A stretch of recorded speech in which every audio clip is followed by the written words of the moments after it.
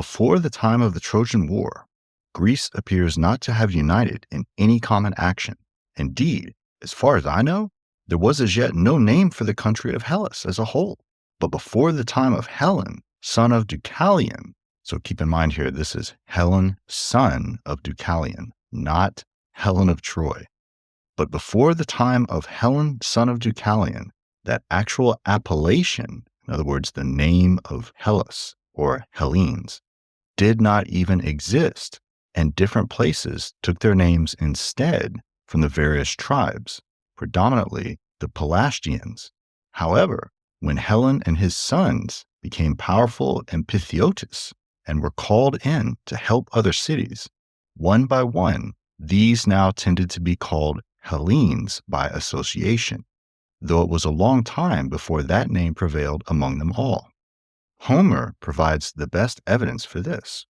Though born much later even than the Trojan War, he, Homer, never uses this name. In other words, Homer never uses the word Hellas for Greece or Hellenes to refer to them all collectively, nor to any of them separately, except for the followers of Achilles from Pythiotis, who were in fact the first Hellenes. Instead, he, Homer, calls them Danaans, Argives, and Achaeans in his poems. And what we're witnessing right here is Thucydides employing a kind of philology or analysis by words to contest the authority of Homer. So let's be perfectly clear here. Thucydides is challenging Homer with regard to the traditional understanding of the origins of Greece.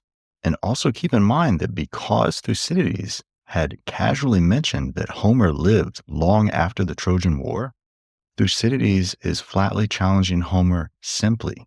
And what I mean by that is that he's challenging Homer on the origins of the greatness of the Greeks.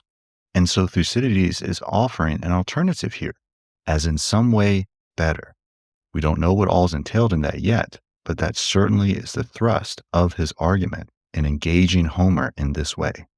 In continuing, he says, moreover, he, Homer, does not ever speak of barbarians either, in my view, because the Hellenes had not yet been identified by some contrasting name. And so there you have it. There was no Greekness yet, nothing to distinguish the early peoples of Greece from the barbarians.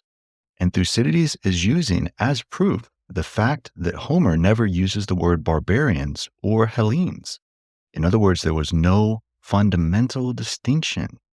And continuing, he says, these various Hellenes, then, whether they acquired the name one by one, as they came to understand the same language, or were later called that collectively, because of their individual weakness and their lack of contact with each other, they failed to achieve anything together before the Trojan War.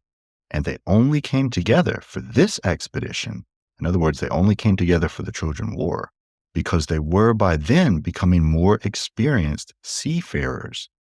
All right, so that's the end of the third paragraph. But notice the enormity of the claim being made there.